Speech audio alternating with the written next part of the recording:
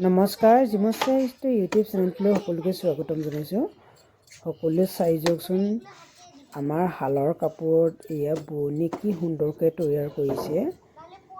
এয়া চাওক, কাষত দিয়া পাৰিবোৰ ময়দা অলপ দি লগত অলপ নাৰিকল তেল দি কাপোৰ সূতাটো খুব ধুনীয়াকৈ পিছল কৰি লৈছে। যিহেতু এইদৰে কৰিলে সূতাবোৰ ছিঙি নাযায়, সেইটো কাৰণে এইদৰে কৰা হৈছে।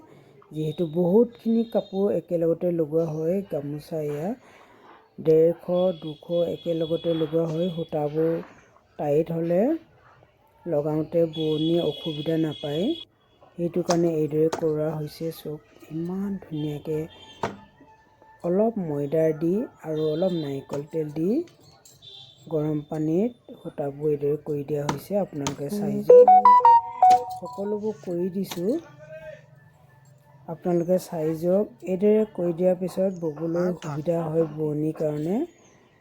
আপোনালোককো এইদৰে কৰি দিয়া হৈছে। কথাবোৰ চাই যাওক, কাপোৰৰ এইদৰে কৰা ডিজাইনবোৰ বোৱনীয়ে বহুতখিনি মেহনত কৰিছে। চাওকচোন, প্ৰতি নেচা সূতা এইদৰে তিয়াই ময়দাত আকৌ ৰ'দত শুকুৱাই ববিন কৰোৱা হৈছে।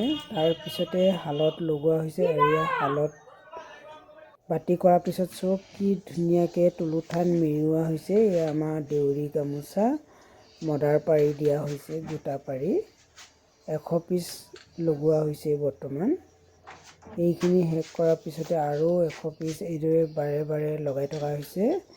ভিডিঅ'টো শেষলৈকে চোৱাৰ বাবে ধন্যবাদ। জয় কুন্দি মামা, জয় বলিয়া বাবা, জয় মাতা মে।